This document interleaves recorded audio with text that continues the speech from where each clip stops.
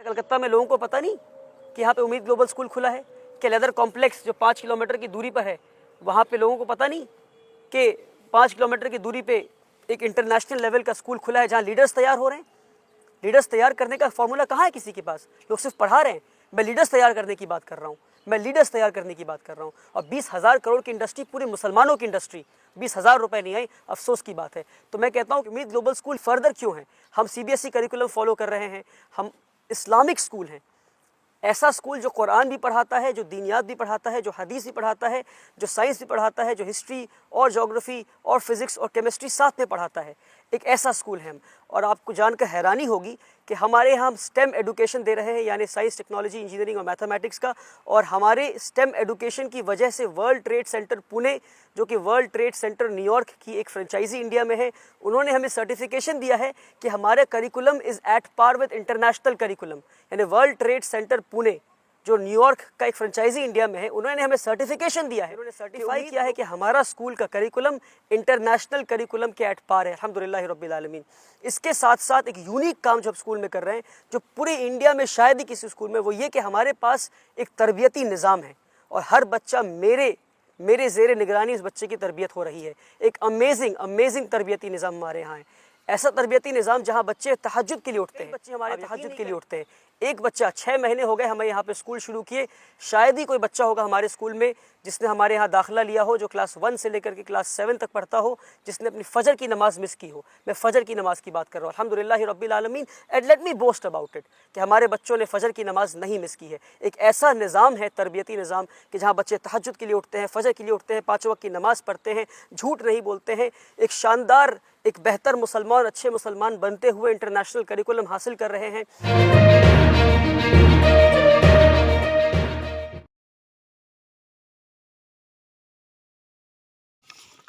मैं अकेला ही चला था जानिबे मंजिल, मगर लोग आते गए और कारवां बनता गया। जी हाँ, ये शेर इस वक्त वली रहमानी पर सादिक आता है, जिन्होंने ख्वाब की ताबीर को सच कर दिखाया। उनकी मेहनत रंग लाई और उन्होंने बखूबी इस बात को सच कर दिखाया और डोनेशन के जरिए नौजवानों को अपना ख्वाब सच कर दिखाया। 2018 अप्रैल खुशगवार महीना, जब वली रहमानी ने अपने चंद अजीज़ दोस्त व अहबाब के साथ एक यूनिक स्कूल का क़याम कोलकाता से 10 किलोमीटर की दूरी पर कायम किया, जो सिर्फ 1000 स्क्वायर मुरब्बा में रखा गया था। आज माशाअल्लाह 2 बिल्डिंगें, 5 मंजिला बिल्डिंगें बनकर तैयार हो गई है। न सिर्फ 7 करोड़ की बात कर रहे हैं, बल्कि 10 दिनों में उन्होंने 10 करोड़ रुपए बनाया हूँ, तो मैं 1.5 लाख उन्होंने अपने प्रेस के जरिए क्या कुछ हासिल किया, ये समाप्त हूँ या करते नहीं हैं। कर ये रहा कोई मामूली तो बात बिल्कुल नहीं 1.5 लाख रुपए है, साल ये का करिश्मा है, फीस चार्ज कर रहा हूँ। करामत है। मगर अब सवाल है कि किससे चार्ज कर आज रहा 6 हूँ साल और क्यों बाद चार्ज 2 कर रहा इमारतें हूँ। इस बात की गवाह। इस सवाल पे आने से पहले मैं एक बैकग्राउंड बनाना चाहता हूँ, बताना चाहता हूँ कि उम्मीद ग्लोबल स्कूल क्या है। क्या उम्मीद ग्लोबल स्कूल एक आम स्कूल है? स्कूल एक यूनिक स्कूल है। उम्मीद global school is not an ordinary school जहाँ बच्चे आए, पढ़े लिखे, पेट के लिए तालीम हासिल करें और जॉब सीकर्स बन के बाहर चले जाएँ और नौकरी पे लग जाए। नहीं, उम्मीद ग्लोबल स्कूल का एक मिशन है, वो ये कि इस स्कूल से किस तरह से हम लीडर्स बनाकर दुनिया को दे सके। ऐसे लीडर्स जो गरीबी को, गुर्बत को इस मुल्क से दूर कर सके। ऐसे लीडर्स जो मुसलमानों को इस मुल्क में अपनी खोई हुई इज्जत वापस दिला सके। फुटबॉल ग्राउंड है, बास्केटबॉल ग्राउंड है, हम TT इंट्रोड्यूस करने वाले हैं। किक बॉक्सिंग में हमारे बच्चे नेशनल चैंपियन बन चुके हैं। स्टेट चैंपियनशिप की लास्ट 3 ईयर्स की ट्रॉफी हमारे पास है। तो ये सारे बैकग्राउंड बताया ये समझाने के लिए कि क्या बैकग्राउंड में काम चल रहा है। इन बच्चों को लीडर IT लैब सेटअप किया है, जिसका ना फुल फॉर्म है इनोवेशन एंड टेक्नोलॉजी लैब। आपका सवाल ये था 1.5 लाख क्यों चार्ज कर रहा हूँ, मैं इस पर आता हूँ, मगर आप समझे कि हमने एक IT लैब सेटअप किया है, जिस लैब में हम बच्चों को रोबोटिक्स सिखा रहे हैं, ड्रोन टेक्नोलॉजी, AI, कोडिंग, हम बच्चों को उसमें 3D डिज़ाइनिंग एंड प्रिंटिंग सिखा रहे हैं। सारी चीज़ें हम बच्चों को सिखा रहे हैं। हाँ, मैं 1.5 लाख रुपए चार्ज कर रहा हूँ, मगर क्यों चार्ज कर रहा हूँ और किससे चार्ज कर रहा हूँ, एक फ़र्क आपको समझना पड़ेगा। हमारे यहाँ ये सारी चीज़ें जानने के बाद आपको क्या लगता है कि एक बच्चे पे क्या खर्च होगा सालाना, जिसको हम लीडर बनाने की कोशिश कर रहे हैं। वो बच्चा नहीं जो पेट के लिए पढ़ रहा है, पढ़ के जाके फिर सोसाइटी की लाइबिलिटी बन जाए, फिर नौकरी के लिए जाए। नहीं, हर बच्चा जो यहाँ से पढ़ के निकलेगा ऐसा 10 और स्कूल खोलेगा और जॉब सीकर्स नहीं बल्कि जॉब प्रोवाइडर्स बनेगा, कम्युनिटी का लीडर बनेगा। ऐसी प्रोग्राम में एक बच्चे पे क्या लगता है आपको, क्या खर्च होगा बताइए मुझे? 70,000 रुपये एक बच्चे पे खर्च है, ईयरली खर्च है। ठीक है, क्योंकि हमारा प्रोग्राम ऐसा है। और मैं बताना भूल गया, शानदार खाना 3 वक्त का, 2 टाइम फल, फिर दूध, ये सारी चीज़ें, मछली, पनीर, चिकन, सारी चीज़ें, अमेजिंग डाइट बच्चों के लिए। ऐसी डाइट जिसको खाकर बच्चे सच में लीडर बन सके इंशाअल्लाह। इन सब के बावजूद हमारा जो ईयर एक बच्चे पे खर्च है सालाना वो 70,000 रुपये एक बच्चे पे खर्च है।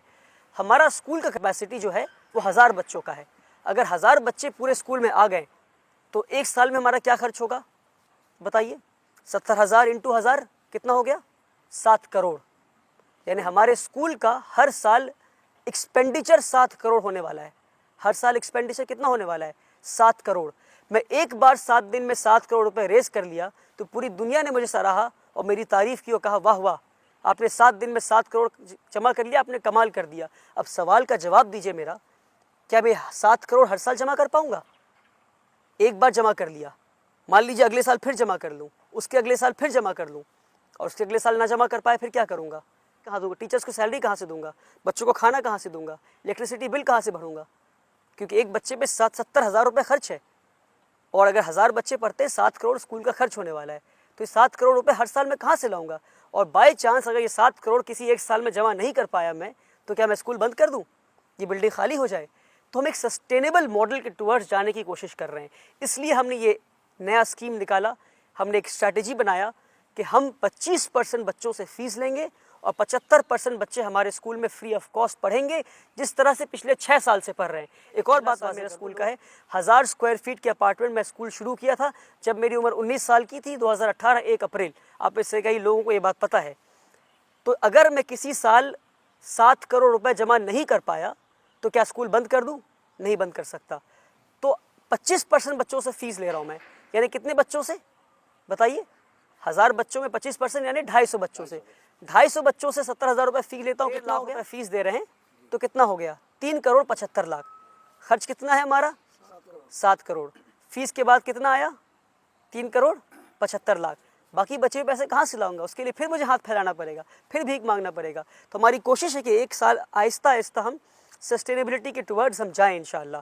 तो ये रीज़न है कि हम 25% बच्चों से फीस ले रहे हैं।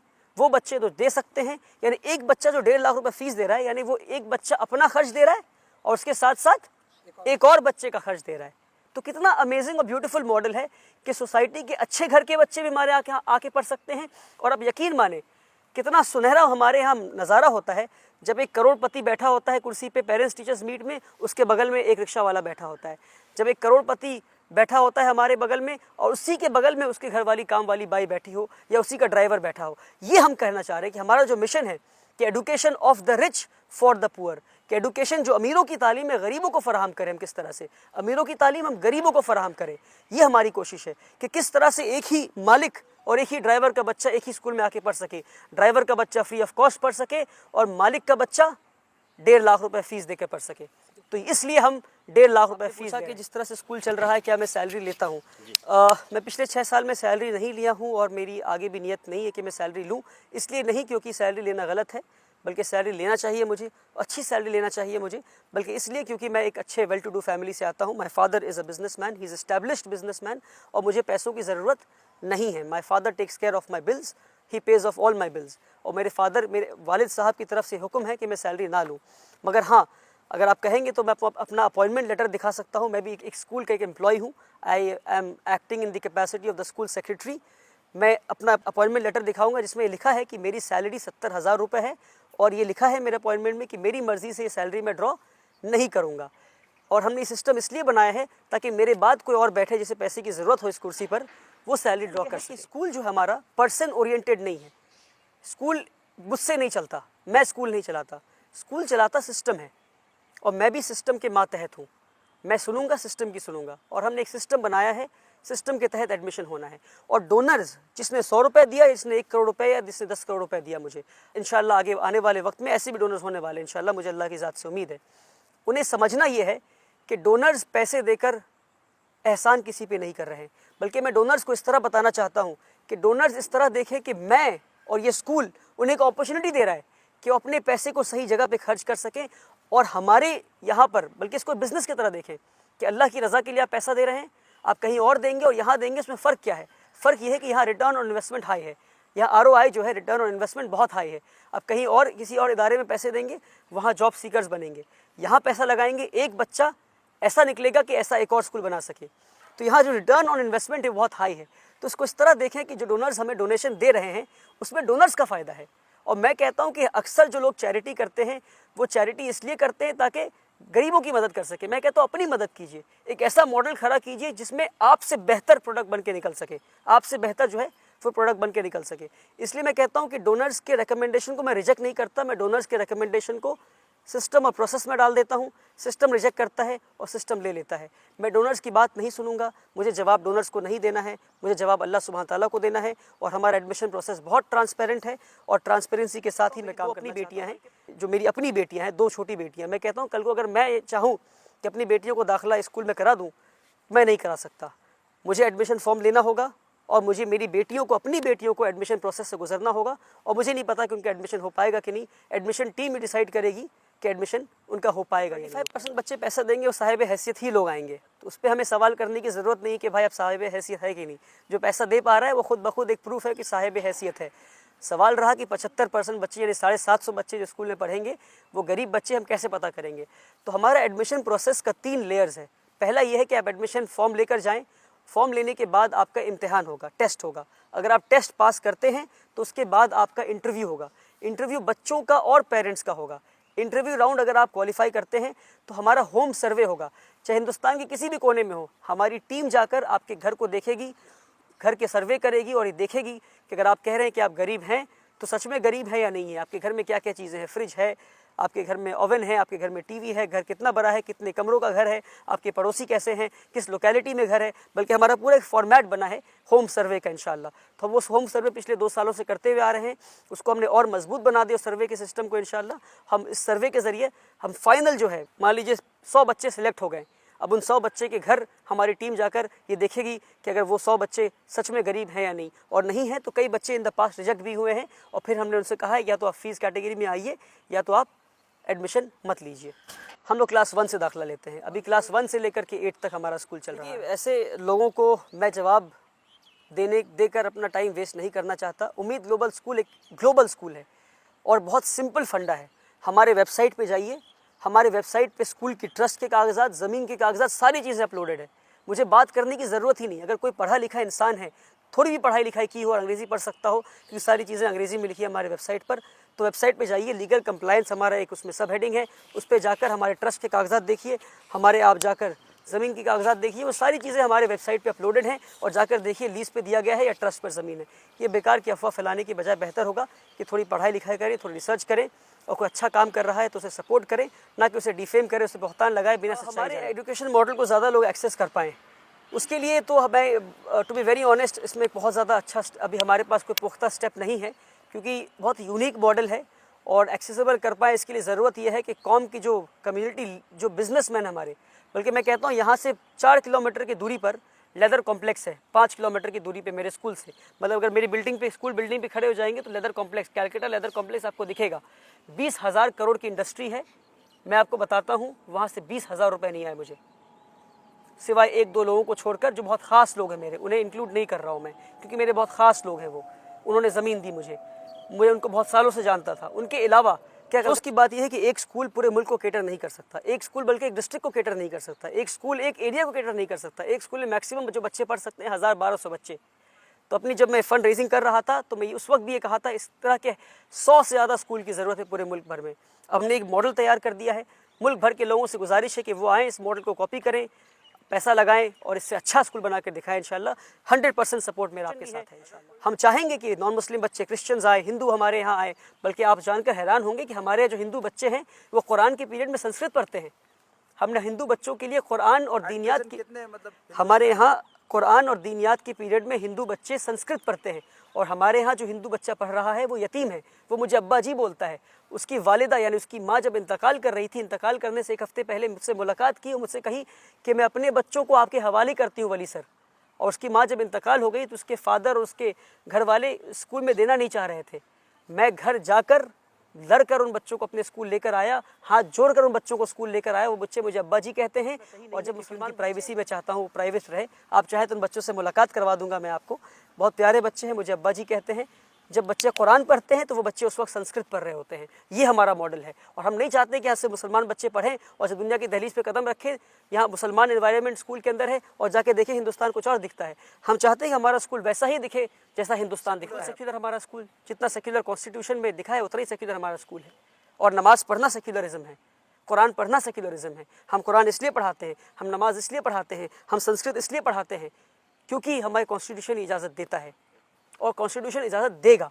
और कल को अगर ना दे तो फिर हम रिकमेंडेशन एक्सेप्ट करते हैं, मगर पोस्ट टेस्ट पास करना, पहले आपको टेस्ट पास करना होगा। अगर आपने टेस्ट पास कर लिया, अगर आपके बच्चे ने टेस्ट पास कर लिया और हमारे पास 10 बच्चे हैं, 10 के 10 में 9 नंबर हैं और उसमें से एक बच्चा रिकमेंडेशन लेकर आया है तो फिर हम रिकमेंडेशन वहाँ पर एक्सेप्ट करेंगे, पर पहले आपको टेस्ट पास करना होगा। टेस्ट पास करके आप हिंदुस्तान की आवाम से मैं ये कहूँगा कि आपने बहुत साथ दिया है मेरा, और कलकत्ते के आवाम से, स्पेशली बिजनेसमैन से कहूँगा कि आप अपनी जिम्मेदारी ना भूलें, स्कूल विज़िट करें और मुझे सपोर्ट करें। कई सारे काम अभी भी बाकी हैं, उनको पूरे करने हैं, हमें अभी भी फंड्स की ज़रूरत है। आप आएँ और देखें किन किन चीज़ों की ज़रूरत है हमें, उन चीज़ों को आप पूरी करने में हमें मदद करें। और पूरे हिंदुस्तान के लोगों से कहूँगा, आप जिस भी सिटी में हैं, अगर आप बिजनेसमैन हैं, 10-15 बिजनेसमैन जुड़कर वहाँ स्कूल कायम करें।